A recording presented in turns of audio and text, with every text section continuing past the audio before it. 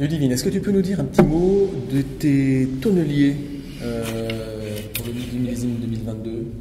Alors les tonneliers du millésime 2022 seront approximativement les mêmes que ceux de 2021, parce que vous n'êtes pas sans savoir que l'hôpital, y compris pour l'acquisition de ces fûts, fonctionne sur des marchés d'appel d'offres, voilà, donc pour 3 ans, donc encore 2023 inclus, verront la présence des tonneliers suivants, donc Damy en blanc, Hermitage pour une partie des rouges, oui. Cadus, François Frère, Taranceau et Billon.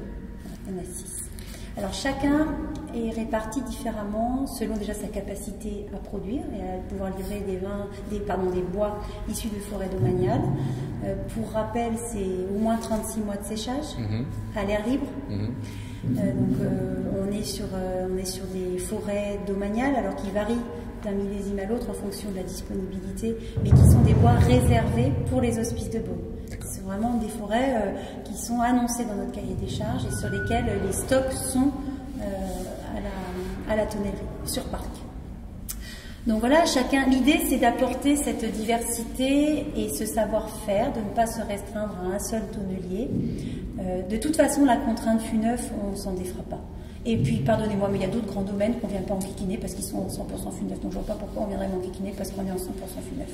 Par contre, là où il faut venir s'enquiquiner soi-même, c'est de mettre l'accent sur la qualité des bois, la qualité des chauffes, les fûts, le sourcing et le travail avec les tonneliers. Donc là-dessus, c'est là où l'adéquation avec le millésime, le choix des chauffes, la préparation des fûts aussi. L'année dernière, par exemple, on a énormément travaillé les fûts avant de les remplir. Alors je ne donnerai pas mes secrets, mais on ne les a pas du tout travaillés pareil pour que l'impact du boisé ne soit pas prédominant sur des vins qui étaient déjà beaucoup plus légers.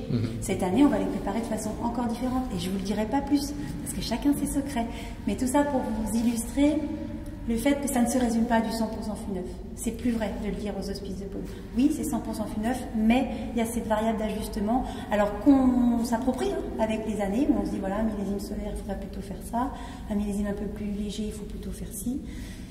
Voilà, mais il semblerait quand même que ça soit un peu mieux dans ce qu'on reçoit comme retour.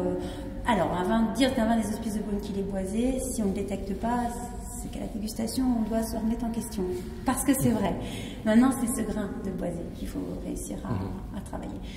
Et là, moi, je salue très clairement le travail des éleveurs, parce que certains s'approprient très bien ça, le travail des lits, parfois le remplacement d'un fût. Quand ils en achètent plusieurs, quand ils en élèvent plusieurs d'une même cuvée, on voit qu'ils soutirent un fût neuf pour un fût d'occasion, ce qui fait que l'ensemble de la cuvée n'est plus 100% fût neuf. Donc il y a tout ce travail-là aussi qui est fait, que nous, hospice, on ne voit pas, mais dont on connaît bien l'existence, avec le savoir-faire des éleveurs. Ça, c'est leur job.